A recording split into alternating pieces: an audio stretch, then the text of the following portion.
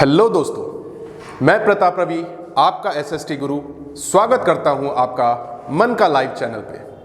आज हम class 10th term 2 के लिए एक बहुत ही इंपॉर्टेंट चैप्टर पढ़ने जा रहे हैं जिसका नाम है नेशनलिज्म इन इंडिया। बहुत सारे बच्चों के लिए यह चैप्टर एक सरदर्द होता है। आज मैं इस चैप्टर में ये इंश्योर करूंगा कि आपको इस चैप्टर के लिए संपूर्ण नॉलेज मिल सके मन का लाइव के माध्यम से, जिसमें हम आपको अध्ययन सीरीज के माध्यम से 100% कवरेज ऑफ सिलेबस कराएंगे। स्मरण के माध्यम से आपको जो भी पढ़ाया जाएगा वो रिवाइज भी कराया जाएगा। रिवीजन के साथ साथ हम आपको अभ्यास के माध्यम से क्वेश्चंस की प्रैक्टिस भी कराएंगे। तो विदाउट एनी फर्दर अडू हम शुरू करते हैं। लेकिन शुरू करने से पहले मैं आपको बता दूं, आपको इस लेक्चर के अंदर आपको जो जो चीज पढ़ाई जाएंगी पार्ट 1 के अंदर वो क्या क्या होंगी। तो सबसे पहले आपको बताया जाएगा कि नेशनलिज्म का मतलब क्या होता है। इसके बाद आपको बताया जाएगा कि भारत में नेशनलिज्म कैसे कैसे ग्रो हुआ। फिर आपको पढ़ाया जाएगा कि वर्ल्ड वॉर 1 का क्या इंपैक्ट पड़ा देशवासियों के ऊपर और कैसे इसी समय के दौरान लोगों में राष्ट्रवाद की भावना बहुत तेजी से बढ़ी।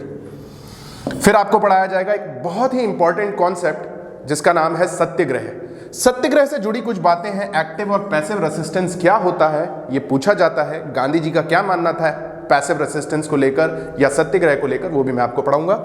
इसमें हम रॉलेट एक्ट भी पढ़ेंगे। खिलाफत एंड नॉन कॉपरेशन मूवमेंट के बारे में भी पढ़ाया जाएगा आपको, और यह भी पढ़ाया जाएगा कि जो नॉन कॉपरेशन मूवमेंट स्टार्ट हुआ था उनमें किन किन लोगों की भागीदारी थी, कितनी भागीदारी थी, और भागीदारी थी तो क्यों थी और नहीं थी तो क्यों नहीं थी, यह भी हम आपको पढ़ाएंगे। तो आगे बढ़ते हैं।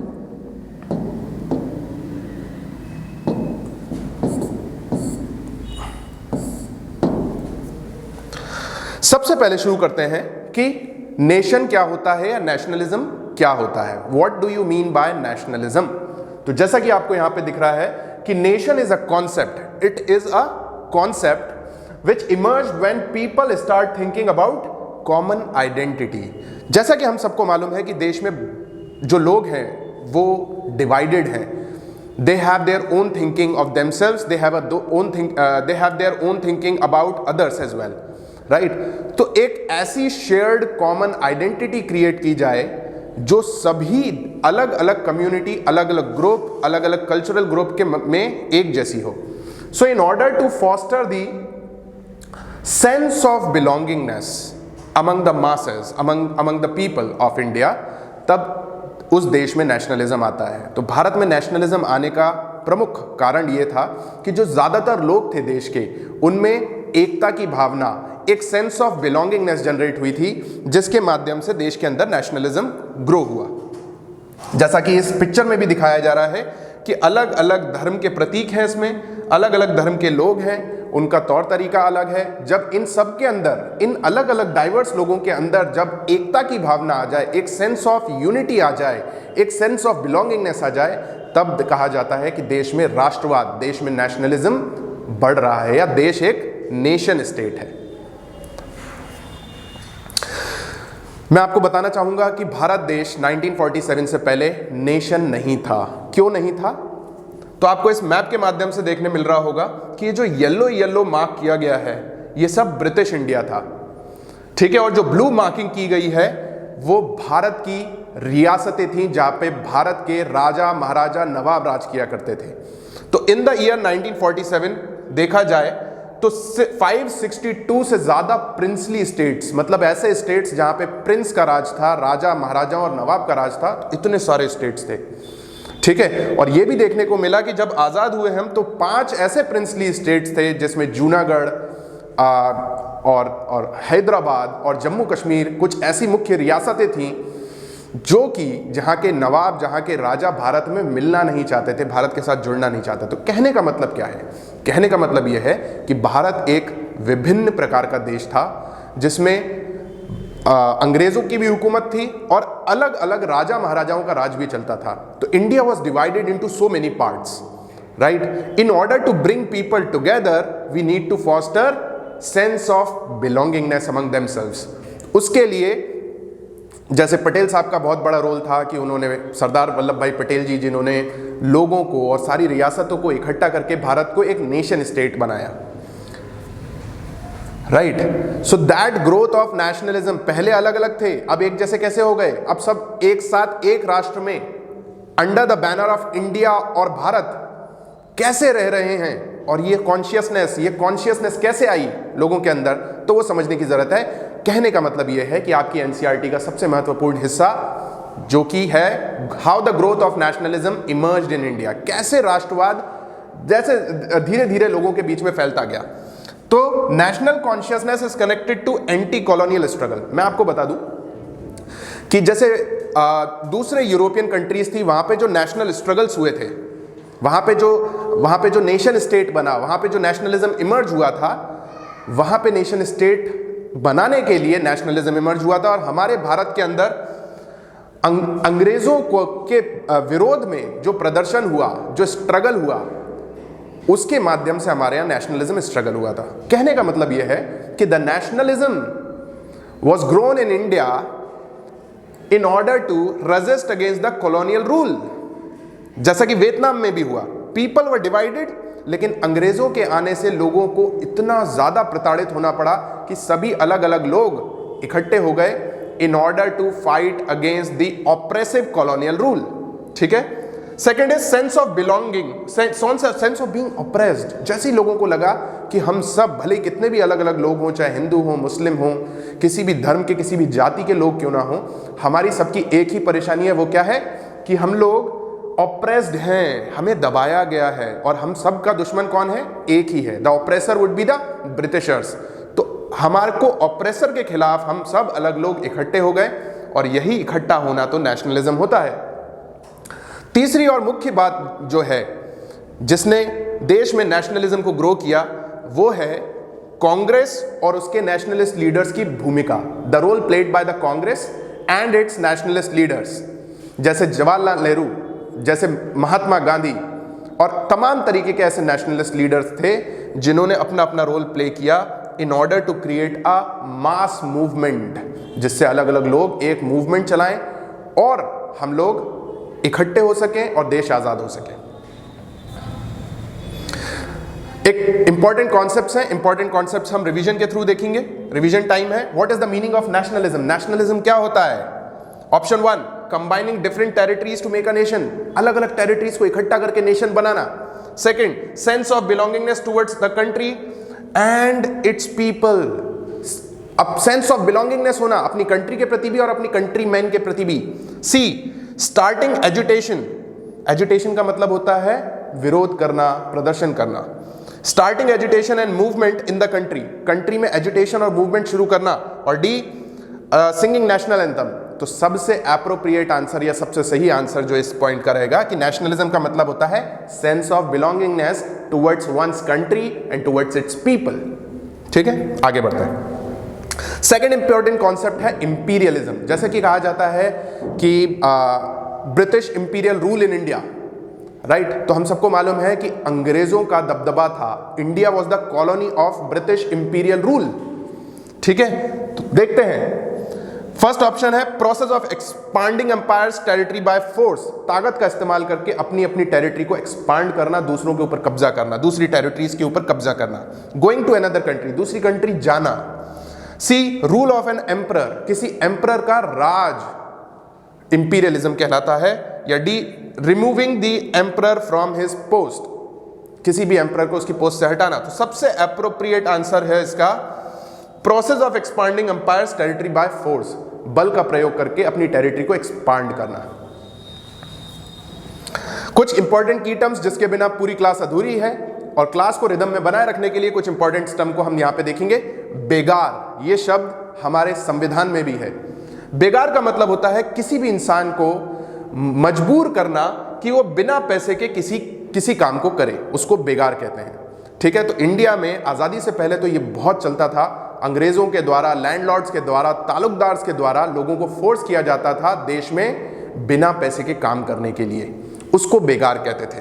तो peasants were forced to work in landlord's field without any payment और वेजेस। गाइस लिखते चलिए, मैं बोल रहा हूं आपको, इसमें आपको सभी चीजों का संग्रह मिलेगा। It is a compilation of everything. Swaraj. The word Swaraj has been created by two terms. स्वा मतलब सेल्फ और राज मतलब रूल.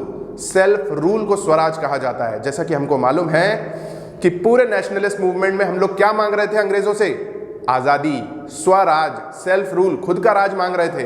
तो Swaraj is the important demand from the nationalist movements. पूर्ण स्वराज, स्वराज और पूर्ण स्वराज में बहुत ज्यादा अंतर नहीं है. स्वराज में इनिशियली हम सेल्फ रूल मांग रहे थे. हम ये नहीं कह रहे थे कि आप जाइए, आप रहिए, लेकिन हम लोगों को भी ताकत दे दीजिए जिससे हम रूल कर सकें, अपने निर्णय खुद कर सकें. पूर्ण स्वराज में हम चाहते थे कि आप यहां से चले जाइए, हमें आपकी जरूरत नहीं है, हम खुद रूल कर सकते हैं. ठीक है. पिकेट का मतलब होता है किसी भी शॉप, किसी भी फैक्ट्री के गेट पे बैठ जाना. Never ever allow anyone to enter into it. ठीक है, उसको पिकेटिंग कहते हैं. तो जैसा कि मूवमेंट्स में महिलाओं ने फैक्ट्रीज को, लिकर शॉप्स को के दरवाजे पे, एंट्रेंस पे बैठ के प्रोटेस्ट किया था, उसको पिकेटिंग कहते हैं. ये एक अलग तरीका था पिकेटिंग, प्रोटेस्ट करने का. गाइस स्टार्ट करते हैं फर्स्ट सेक्शन का बहुत ही important part, first world war and its impact. First world war क्या था और उसके क्या इंपैक्ट रहे भारत के ऊपर, और उससे नेशनलिज्म कैसे ग्रो हुआ, ये समझने वाली बात है. इसमें कुछ क्वेश्चंस प्रीवियस ईयर्स में पूछे गए हैं क्लास 10th के अंदर. जो क्वेश्चन इस सेक्शन से बन सकता है वो मैं आपको बताने जा रहा हूं. द ईयर 1919 के वर्ष में saw an unusual spread of nationalism in India. ये माना जाता है कि 1919 was the year that is very crucial in the spread of nationalism in India. ठीक है, और इस पे एक और सवाल बन सकता है. वो क्या बन सकता है कि WW1 had created a new political and economic challenges और situations before India. World war 1 का क्या सोशल और क्या पॉलिटिकल इंपैक्ट हुआ, क्या इकोनॉमिक इंपैक्ट हुआ भारत के ऊपर, ये भी आपको यहीं सीखने को मिलेगा. तो देखते हैं. सबसे पहले जब लड़ाई लड़ी जाती है वर्ल्ड वॉर 1, आपको मालूम होगा it was started in the year 1914 and ended in the year 1919. इसमें दो पावर्स हुआ करती थी, एक सेंट्रल पावर, एक एलाइड पावर. ठीक है.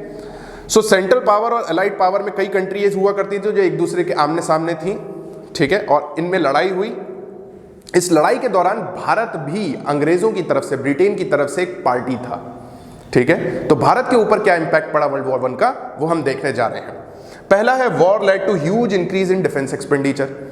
भारत के पैसे को इस्तेमाल किया गया वर्ल्ड वॉर 1 को फाइनेंस करने के लिए, जिसके कारण भारत के ऊपर बहुत सारा डिफेंस एक्सपेंडिचर का बोझ आ गया. ठीक है, जिसको चुकाने के लिए या जिसको कंपनसेट करने के लिए वॉर लोन्स लिए गए भारत के ऊपर. भारत के लिए मतलब आपको लड़ाई लड़नी है वर्ल्ड वॉर 1 में, तो भारत के ऊपर लोन डाल दिए गए, वॉर लोन्स. ठीक है, भारत के लोगों के ऊपर नए नए टैक्सेस लगा दिए गए in order to finance the world war 1 by the Britishers in India. Second, custom duties were raised. Custom duties क्या होती हैं? जब आप मान लीजिए आप कोई ट्रेडर है, जो व्यापारी है, जो सामान इधर से उधर बेचने के लिए लेके जाता है, जब आप इधर से उधर सामान को लेके जाते हैं तो बीच में आपको कस्टम ड्यूटी देनी पड़ती है on your goods which has been traded. ठीक है, क्योंकि आपको उससे पैसा मिलेगा. तो कस्टम ड्यूटीज को बढ़ा दिया गया था. क्यों? क्योंकि सरकार को बहुत सारे पैसे की जरूरत थी. ठीक है. Price rise during war led to extreme hardship for the common man. भैया प्राइस राइज भी हो गई थी मार्केट के अंदर. कहने का मतलब यह है कि मार्केट में बहुत सारी चीजों की कमी थी. Large number of people chasing few goods. ऐसे समय में क्या होता है? Demands were high, supply of good is very low. तो क्या होगा? प्राइस राइज, कीमतें बढ़ जाती हैं गुड्स की. तो कीमतें बढ़ गई, वहां पर कीमतें बढ़ी तो जो कॉमन आदमी था उसके लिए मुसीबतें बढ़ गई. It creates lot of hardship for the common man. Force recruitment मतलब आपको फौज बनानी है वर्ल्ड वॉर 1 में लड़ाई करने के लिए, तो आपने भारत के गांवों से लोगों को फोर्सफुली रिक्रूट किया, फोर्सफुल रिक्रूटमेंट. ठीक है, इसके कारण भी भारत के अंदर आक्रोश था और नेशनलिज्म स्प्रेड होने लगा. क्योंकि मैं आपको पहले ही बता चुका हूं, nationalism in India was spread against the British oppressive rule in India. ठीक, तो ये अंग्रेजों की पॉलिसी के कारण नेशनलिज्म ग्रो हो रहा था. और ये कब हो रहा था? वर्ल्ड वॉर 1 के समय, स्पेसिफिकली 1919 की बात है. ये 1918-1919 और 1920 और 1921 में देश के अंदर फूड्स की कमी हो गई थी, खाने की कमी होगी। Acute shortage of food was there resulting due to crop failure. क्यों हुआ था ये? क्योंकि क्रॉप फेल हो गई थी देश के अंदर, और क्रॉप फेलियर के कारण लोगों को और ज्यादा मुसीबतों का सामना करना पड़ा, और इन सारी मुसीबतों के बीच में नेशनलिज्म ग्रो होता जा रहा था। तो ये सवाल पूछा गया है क्लास 10th के अंदर, अभ्यास प्रैक्टिस टाइम है आप लोगों का ये। Crop failure and influenza epidemic. Crop failure आप सब लोगों को मालूम है कि जब फसल बर्बाद हो जाती है उसको क्रॉप फेलियर कहते हैं।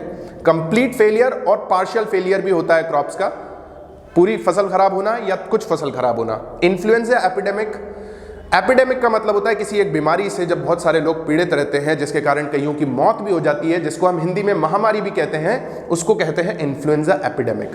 तो 1918, 1919 और 1920, 1921 में बहुत सारे लोगों की मौत हुई थी। तो कितने लोगों की डेथ हुई थी ये आपसे पूछा जा सकता है। तो आपको यहां पे लिखना है 12 to 13 मिलियन पीपल। ठीक है गाइस, 12 to 13 मिलियन पीपल्स की डेथ हुई थी। फेमाइन मैंने आपको बता दिया, फेमाइन का मतलब होता है भूखमरी। When large number of people starving for the large number of days leading to famine death. ठीक है, बहुत सारे लोग जब भूखे रहते हैं बहुत समय तक तो भूख के मारे उनका मरना हो जाता है, और जिसको हम भूखमरी कहते हैं। ठीक है, एपिडेमिक मैं आपको बता चुका हूं। आगे बढ़ते हैं। गांधी का अराइवल होना। जैसा कि आप सबको मैंने बताया कि first world war played a very important role and it change the economic and political situation in the country. इसके साथ साथ एक और बहुत बड़ी भूमिका निभाई एक महान पुरुष ने, जिनका नाम है महात्मा गांधी। महात्मा गांधी भारत में, महात्मा गांधी जो थे ये भारत में 9 जनवरी 1915 को आए थे। कहां से आए थे? साउथ अफ्रीका से आए थे। ठीक है, और जब वो आए थे तब वो बहुत ज्यादा फेमस थे। वो फेमस क्यों थे? क्योंकि उन्होंने बहुत ही इंपॉर्टेंट और नोवल आइडिया, एक बहुत ही अद्भुत आइडिया प्रोटेस्ट करने का और अपनी बात मनवाने का इजाद कर लिया था।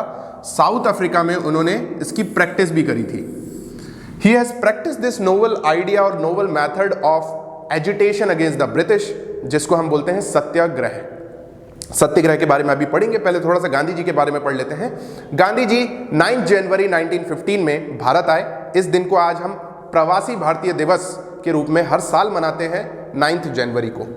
ठीक है, गांधी जी वहां क्यों गए थे? प्रैक्टिस करने के लिए गए थे, लॉयर थे। ठीक है, और वहां से उन्होंने प्रैक्टिस के दौरान ये देखा there was the racial discrimination, रंग भेद। रेशियल मतलब रंग भेद, काले गोरे का जो भेदभाव था, वो भेदभाव के खिलाफ गांधी जी ने वहां पे एक मूवमेंट चालू किया जिसको हम बोलते हैं सत्याग्रह, और वो सत्याग्रह बहुत ही सक्सेसफुल रहा। उसकी सक्सेस का प्रमाण ये रहा कि गांधी जी ने अपने आइडिया को, सत्याग्रह को इंडिया में भी इंप्लीमेंट किया और बहुत ही सक्सेसफुल रहे। सत्याग्रह पढ़ लेते हैं अब कि what does Satyagraha means. Guys, very important concept of class 10th। इस चैप्टर का इंपॉर्टेंट सवाल है और ये हर बार पूछा भी जाता है कि सत्याग्रह होता क्या है। चलिए देखते हैं, आपको इन्हीं पॉइंट्स में आंसर लिखना होगा अगर पूछा जाता है आपसे तो। सत्याग्रह emphasizes the power of truth and the need to search for truth। उन्होंने बोला सत्याग्रह में कि सच्चाई की ताकत को पहचानो और सच्चाई को ढूंढो। ठीक है, हम सबको सच्चाई ढूंढने की जरूरत है क्योंकि सच्चाई एक बहुत ही ताकतवर टूल है against the resistance of British rule in India. अंग्रेजों के खिलाफ लड़ने के लिए हमको सच्चाई से उनका सामना करना पड़ेगा, क्योंकि सच्चाई एक बहुत ही पावरफुल टूल है।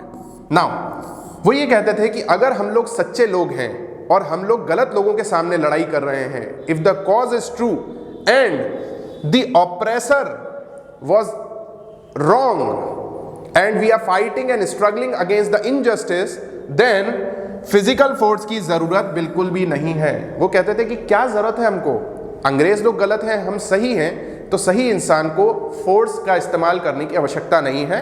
We can win this fight without violence. ठीक है, बिना बदला लिए, वेंजियंस मीन्स बदला, बिना बदला लिए, बिना एग्रेसिव हुए सत्याग्रह हमको जीत दिला देगा, उनका मानना ऐसा था। ठीक, now oppressor had to be persuaded to see the truth. Gandhi ji ये भी कहते थे कि ऑप्रेसर कौन था? ब्रिटिशर्स।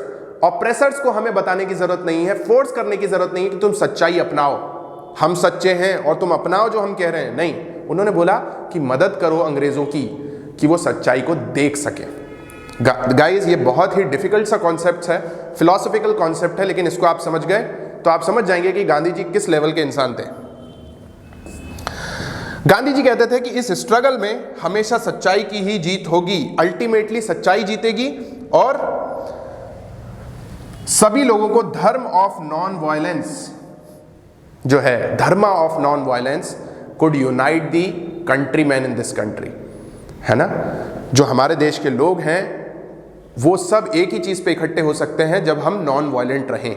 ठीक है, तो Gandhi ji was the ardent follower of this satyagraha, और इस सत्याग्रह से कितना हम लोगों ने अचीव किया है वो भी मैं आपको बताता हूं। लेकिन उससे पहले एक बात ये होती है, गांधी जी ने बोला we have to become non violent.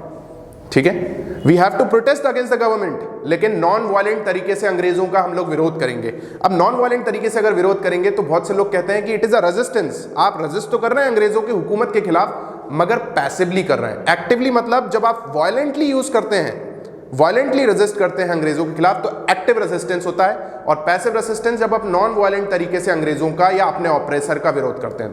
तो गांधी जी का मानना ऐसा था कि सत्याग्रह पैसिव रेजिस्टेंस बिल्कुल नहीं है। क्यों नहीं है? आपसे पूछा जा सकता है क्लास 10th में कि गांधी जी का सत्याग्रह पैसिव रेजिस्टेंस क्यों नहीं था, या गांधी जी क्या सोचते थे सत्याग्रह के बारे में। तो सबसे पहली बात यह है, satyagraha is not a weapon of weak, it is a weapon of strong people. ठीक है, satyagraha is not a physical force. ठीक है, it is a pure soul substance, this power is not a passive resistance. वो ये कहते थे कि बहुत मुश्किल होता है नॉन वायलेंट रहना जब आपका ऑपरेसर वायलेंट हो जाए। ठीक है, और ये नॉन वायलेंट तरीके से अपना प्रोटेस्ट या अपना रेजिस्टेंस करना किसी प्योर सोल के ही बस की बात है। ठीक है, तो उनका कहना ऐसा था कि it is not a passive resistance, rather it is more active than active. वो ये कहते थे कि it is active resistance because actively people are involve. Satyagrahi actively involve होता है रेजिस्टेंस में। ठीक है, तो पैसिव रेसिस्टेंस नहीं हो सकता। ठीक है, ये गांधी जी का अपना वर्जन था एक्टिव और पैसिव रेसिस्टेंस का। ठीक है, बात करते हैं सत्याग्रह मूवमेंट की। गांधी जी जब भारत आए तो पहले के एक आध साल उन्होंने मतलब पॉलिटिक्स ज्वाइन नहीं करी, उन्होंने पूरा भारत घूमा, और भारत घूमने के बाद उनको कुछ मूवमेंट्स में उन्होंने पार्ट लिया। सबसे पहला मूवमेंट था जहां पे उन्होंने पार्ट लिया वो था चंपारण बिहार। चंपारण एक जगह है बिहार की जहां पे उन्होंने पार्टिसिपेट किया मूवमेंट के अंदर। वहां के लोगों की प्रॉब्लम क्या थी मैं आपको बताता हूं। 1916 में ये चंपारण मूवमेंट स्टार्ट हुआ। इस मूवमेंट में जो पीजेंट्स थे they were oppressed by the plantation system.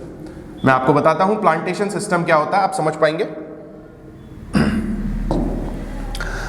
देखिए, अंग्रेजों ने या जो लैंडलॉर्ड्स होते थे, प्लांटर्स होते थे, वो कुछ फसल उगाते थे भारत के अंदर, और वो फसल कंपलसरी आपको उगानी होती थी। तो चंपारण के लोगों को मजबूरी में इंडिगो, जिसको हम नील कहते हैं, नील की खेती में होता यह है कि उस खेती से वहां के किसानों को बहुत ज्यादा पैसा नहीं मिलता था, पहला। दूसरा, जिस जमीन पे वो इंडिगो का प्लांटेशन करते थे, नील की खेती करते थे, वो जमीन की फर्टिलिटी खराब हो जाती थी।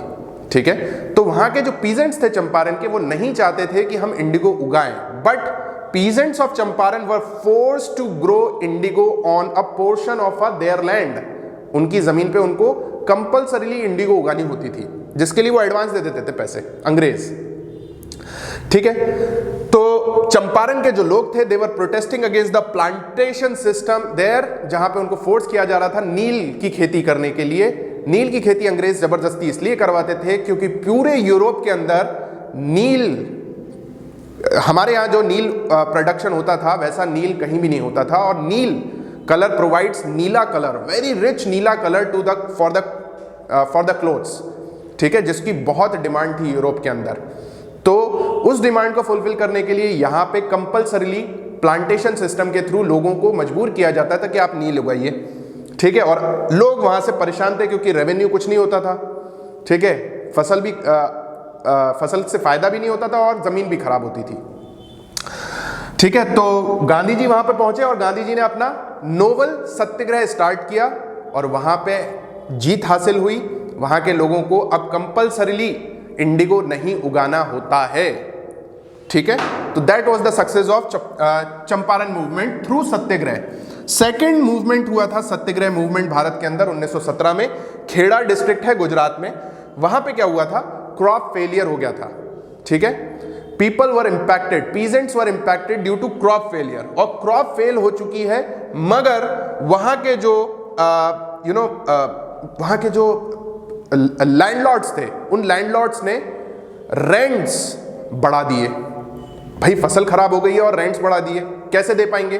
तो लोगों ने प्रोटेस्ट करना शुरू किया, फिर भी अंग्रेज नहीं माने। वहां के जो लैंडलॉर्ड्स थे उन्होंने रेवेन्यू कलेक्शन बढ़ा के कलेक्ट करना शुरू कर दिया। गांधी जी वहां पहुंचे, गांधी जी ने इस मूवमेंट को सपोर्ट किया, अपना सत्याग्रह स्टार्ट किया। नॉन वायलेंटली गांधी जी ने इस मूवमेंट को भी थ्रू सत्याग्रह सक्सेसफुल कराया, ठीक है। सो देखने वाली बात यह है, people of Kheda affected by crop failure and plague epidemic, ठीक है। एक बीमारी होती है जिसमें पेट की बीमारी होती है, वोमिटिंग होती है, और कई बार इससे उस समय पे बहुत डेथ होती थी क्योंकि उसका इलाज नहीं था प्रॉपर, ठीक है, जिसके कारण वहां के पीजेंट्स परेशान थे एंड दे वर डिमांडेड कि आप जो रेवेन्यू कलेक्शन है उसको रिलैक्स कर दो, आप जो रेवेन्यू कलेक्ट कर रहे हैं उसको रिलैक्स कर दीजिए। लेकिन अंग्रेज वहां के मानने वाले नहीं थे, तो गांधी जी ने सत्याग्रह शुरू किया और सत्याग्रह सक्सेसफुल हुआ। गांधी जी के सत्याग्रह स्टार्ट करने के बाद अंग्रेजों ने उनकी डिमांड मान ली और रेवेन्यू कलेक्शन को रिलैक्स कर दिया। इतना आसान नहीं था, लेकिन गांधी जी ने मजबूर कर दिया था। कहने वाली बात यह है कि सत्याग्रह में ऐसी क्या बात थी वो अभी हम देखेंगे। 1918 की बात करें तो अहमदाबाद में भी एक मिल स्ट्राइक हुई थी, है ना। मैं आपको बताता हूं, अहमदाबाद में कॉटन मिल थी, ठीक है, जहां पे कॉटन का कपड़ा बनता था। वहां के जो वर्कर्स थे दे वर ऑन स्ट्राइक, है ना, they were protesting against the mill owners, क्योंकि उनकी डिमांड थी कि आप हमारी वेजेस बढ़ाओ, क्योंकि कॉटन के दाम बढ़ गए हैं, आपको प्रॉफिट ज्यादा हो रहा है, उस प्रॉफिट को हमसे भी शेयर करो, हमारी भी वेजेस बढ़ा दो। लेकिन वहां के जो ओनर्स थे, मिल ओनर्स, उन्होंने इस बात के लिए एग्री नहीं किया, ठीक है। गांधी जी वहां भी पहुंचे, वहां भी उन्होंने सत्याग्रह किया और फाइनली अहमदाबाद गुजरात में 1918 में सत्याग्रह के थ्रू गांधी जी ने अपनी बात वहां पे मनवाई। तो ये 3 पॉपुलर मूवमेंट थे। पहला मूवमेंट चंपारण बिहार, जहां पे इंडिगो प्लांटेशन सिस्टम के खिलाफ विद्रोह हुआ, गांधी जी के सत्याग्रह से वहां पे जीत हासिल हुई। जीत में क्या मिला कि अब आपको कंपल्सरीली इंडिगो उगाना नहीं है, ठीक है। सेकंड, खेड़ा गुजरात, खेड़ा में क्या मूवमेंट था, वहां के पीजेंट्स डिमांड कर रहे थे कि इस साल हमारी फसल अच्छी नहीं हुई है, यहाँ पे एपिडेमिक भी आया है, महामारी भी आई है, जिसके कारण हमें बहुत नुकसान हुआ है, आप हमारा रेवेन्यू कलेक्शन माफ कर दीजिए। गांधी जी ने वहां भी सत्याग्रह शुरू किया और वहां भी हमको आराम मिल गया, ठीक है, रेवेन्यू कलेक्शन रिलैक्स कर दिया गया अंग्रेजों के द्वारा। अहमदाबाद गुजरात के अंदर जो मिल वर्कर्स थे वो डिमांड कर रहे थे कि हमारी वेजेस बढ़ा दी जाए, वो वेजेस भी मान ली। हालांकि जितना वो डिमांड कर रहे थे उतनी वेजेस नहीं बढ़ी, लेकिन फिर भी वेजेस बढ़ा दी गई थी। चलिए आगे बढ़ते हैं गाइस। मैं फिर कह रहा हूं, we will also provide you the notes. तो बहुत ही इंपॉर्टेंट कॉन्सेप्ट है रॉलेट एक्ट। रॉलेट एक्ट एक कानून था और इसका नाम रॉलेट क्यों पड़ा, क्योंकि जिस इंसान ने यह कानून बनाया था उनका नाम था sir Sidney Arthur Taylor Rowlatt. इस कानून में ऐसा क्या था, इस कानून ने अंग्रेजी हुकूमत को बहुत ताकत दी। वो कैसी ताकत थी, इस कानून को बहुत जल्दबाजी में पास किया गया, इंडियंस का अपोजिशन के बाद भी इसको पास किया गया, और इस कानून ने इनॉर्मस पावर दे दी अंग्रेजी हुकूमत को कि किसी भी नेशनलिस्ट लीडर्स को, किसी भी सत्याग्रही को उठा के जेल के पीछे डाल सकते हैं without any trial. So this Rowlatt act provides enormous power to the British government to put anyone behind the bar, to put anyone into the jail without any trial for 2 years, 2 सालों के लिए। गांधी जी बहुत ही गुस्साए भी थे। he termed that act was very barbaric, and he was emboldened by this act कि अब हमें एक बहुत ही नेशन वाइड मूवमेंट स्टार्ट करना है। So that movement was started against the Rowlatt act. Rowlatt act के प्रोटेस्ट में मूवमेंट शुरू हो गया।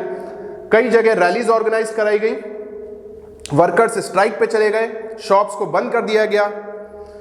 गुस्साई और घबराई सरकार ने सभी नेशनलिस्ट के ऊपर बहुत ही ब्रूटल तरीके से आक्रमण किया। Local leaders of Amritsar Punjab के कुछ लोकल लीडर्स थे, सैफुद्दीन किचलू, ठीक है, उनको उठा के जेल में डाल दिया गया अंडर द रॉलेट एक्ट। ठीक है, अमृतसर में मार्शल लॉ लगा दिया गया। मार्शल लॉ मतलब एक तो था पुलिस का कानून, जहां पे पुलिस हेड होती है देश के अंदर। ठीक है, मार्शल लॉ जब लगाया जाता है तो पूरी की पूरी लॉ एंड ऑर्डर की सिचुएशन किसके हाथ में आ जाती है? मिलिट्री के हाथ में। तो the law which gives enormous power to the military is known as martial law.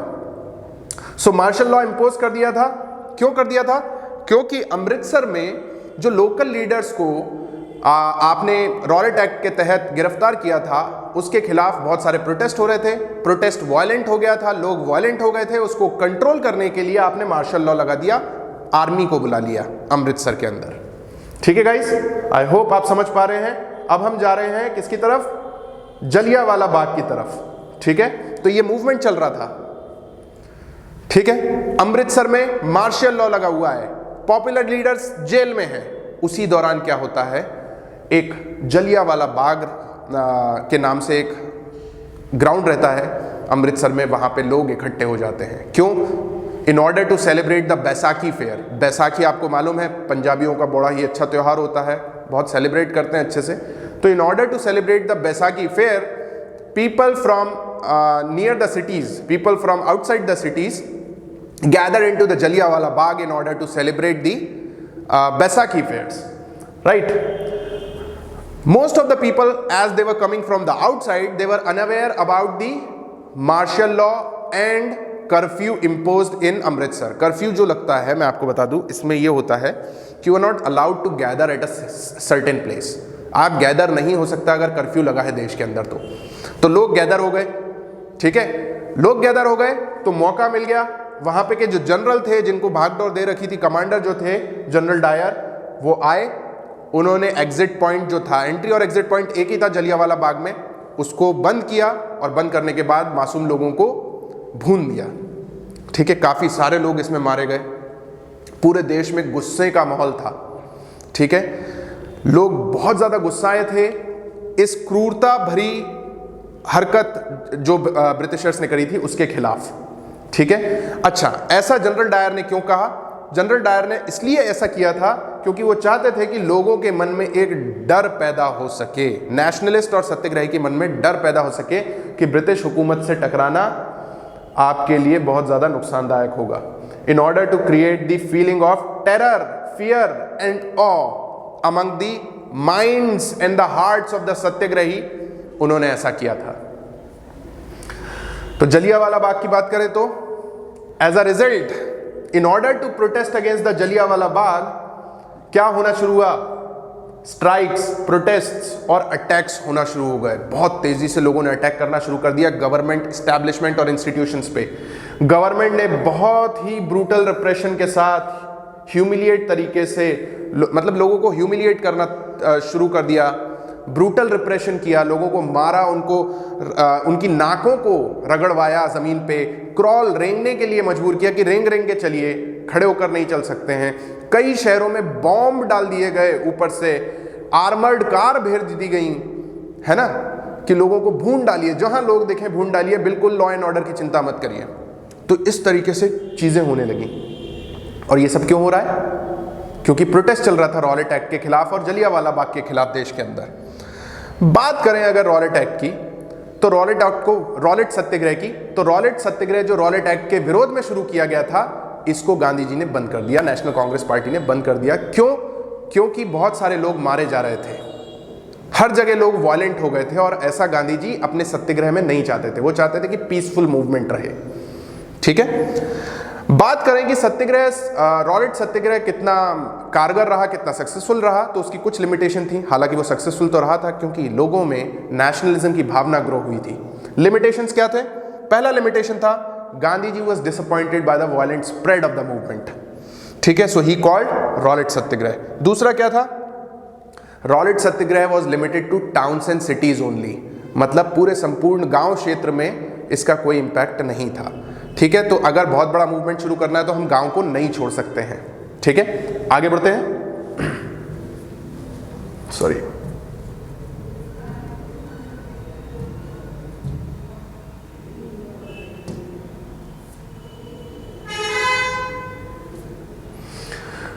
खिलाफत मूवमेंट बहुत ही इंपॉर्टेंट टॉपिक है। Khilafat movement, owing to the limitation of Rowlatt satyagraha Gandhi wanted to wide spread movement. Gandhi ji चाहते थे कि रॉलेट सत्याग्रह की जो लिमिटेशंस थी उस कमी को पूरा करने के लिए अब एक बहुत बड़ा मूवमेंट गांधी जी शुरू करना चाहते थे कि जो केवल सिर्फ शहरों तक सीमित रहे बल्कि उसकी पहुंच गांव तक भी होनी चाहिए। ठीक है, और वो ये मानते थे और उनको इस बात का विश्वास था कि ऐसा वाइड स्प्रेड मूवमेंट मुस्लिम्स के बिना नहीं किया जा सकता। सो गांधी जी को एक हिंदू मुस्लिम यूनिटी के लिए एक होप दिखाई दी, वो थी खिलाफत इशू। खिलाफत इशू क्या था अब समझते हैं। पहले वर्ल्ड वॉर 1 में, जिसमें मैंने आपको बताया कि दो पार्टीज थी, एक सेंट्रल पार्टी और एक अलाइज पावर। ठीक है, अलाइज पावर जीत जाती है और सेंट्रल पावर, जिसमें ऑटोमन अंपायर भी होता है, ऑटोमन टर्की के ऊपर जो अंपायर राज कर रहा होता है, टर्की एक राज्य है, उसके ऊपर जो राज्य रूल कर रहा था उसको बोलते थे ऑटोमन एम्पायर। वहां का जो हेड होता था वो होता था खलीफा या कैलिफ। ठीक है, मैं आपको लिख के भी बता देता हूं।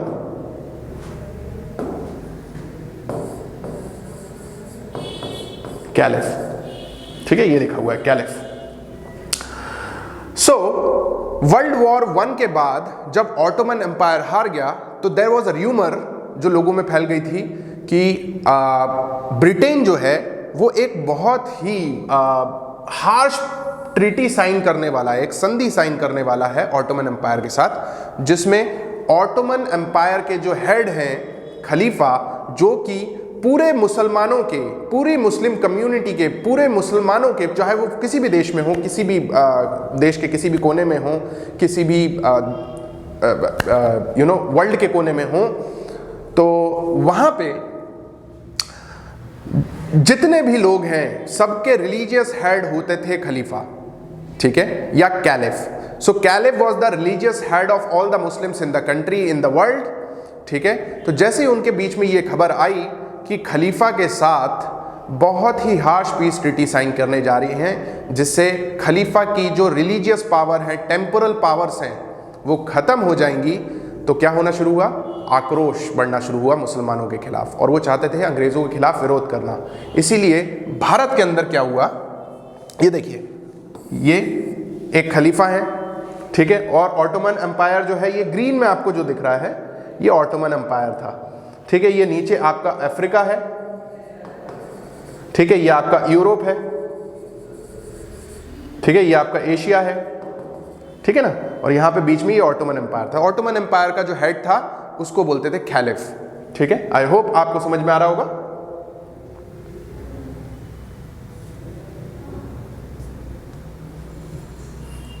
Yes, so to defend the Khalifa's power in India, Khilafat committee was formed in Bombay in March 1919। 1919 मार्च में भारत में बॉम्बे में एक खिलाफत कमेटी बनाई गई जिससे खलीफा की पावर को बचाया जा सके।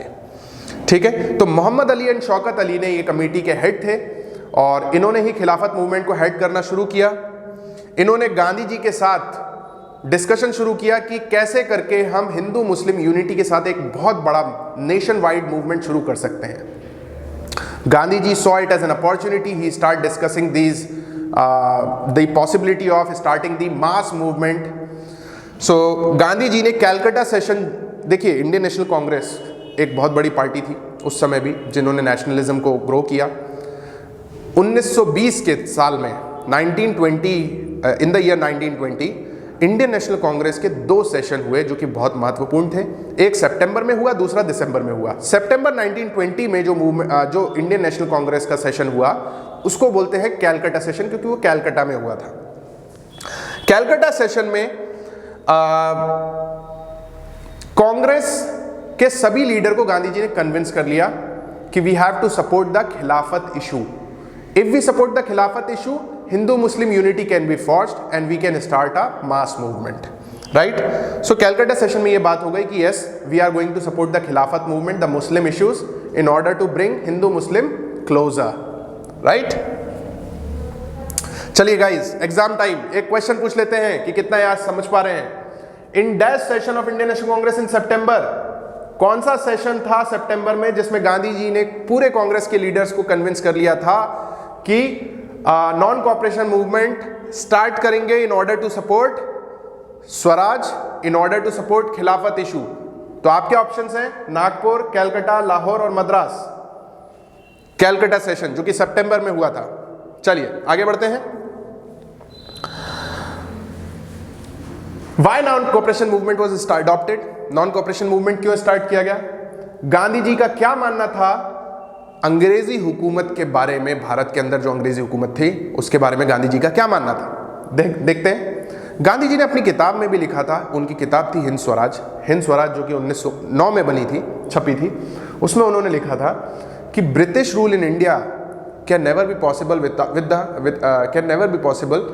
Without the cooperation of Indians. मतलब हम इंडियंस अगर कॉपरेट ना करें तो अंग्रेजी हुकूमत भारत में काम नहीं कर सकती। अगर इंडियंस रिफ्यूज कर दे कॉपरेट करने के लिए तो कॉलोनियल रूल 1 साल के अंदर ही खत्म हो जाएगा, ऐसा गांधी जी का मानना था। ठीक है। हाउ द कांग्रेस रिस्पॉन्डेड, जैसे ही गांधी जी ने बोला कि हमें नॉन कॉपरेशन मूवमेंट स्टार्ट करने की जरूरत है, बॉयकॉट करने की जरूरत है सब चीजों को, अंग्रेजी हुकूमत को, हम अगर कॉपरेट नहीं करेंगे तो अंग्रेजी हुकूमत 1 साल में खत्म हो जाएगी, तो कांग्रेस के बहुत सारे जो लीडर्स थे they were very they were not agree upon it. Gandhi ji के व्यूज से एग्री नहीं करते थे वो। ठीक है। दे वर रिलक्टेंट, है ना, to boycott the council election. उन्होंने बोला कि हम लोग बॉयकॉट नहीं करना चाहते हैं काउंसिल इलेक्शंस को। काउंसिल इलेक्शंस जो कि 1920 में होने जा रहे थे, वो चाहते थे, कांग्रेस में बहुत सारे ऐसे लोग थे जो चाहते थे कि हम इलेक्शंस लड़ें, इलेक्शंस लड़ने के बाद लेजिस्लेटिव काउंसिल्स में जाएं और वहां पे अंग्रेजों का विरोध करें। ठीक है। तो अगर आपसे सवाल यह पूछ लिया जाए कि why many congressmen were not agreed to start the non-cooperation movement, right? Boycott करने के, नॉन कॉपरेशन मूवमेंट स्टार्ट कर दीजिए लेकिन बॉयकॉट मत करिए, काउंसिल इलेक्शंस को बॉयकॉट मत करिए। क्यों?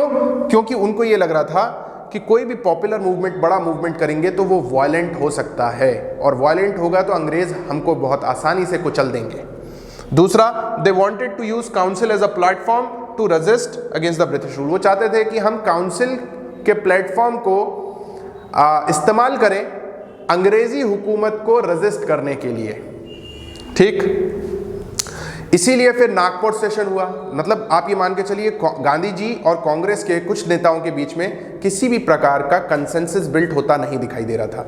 सितंबर से लेकर दिसंबर आ गया था और आपस में किसी भी प्रकार का मीटिंग पॉइंट नहीं दिखाई दे रहा था। फाइनली नागपुर में एक फिर से सेशन बैठा कांग्रेस का इन द सेम ईयर 1920, और उसमें यह निर्णय होता है कि हम सभी, पूरी कांग्रेस यूनानिमसली, एक मत के साथ क्या करेंगे, नॉन कॉपरेशन मूवमेंट स्टार्ट करेंगे और अंग्रेजों का बहिष्कार करेंगे।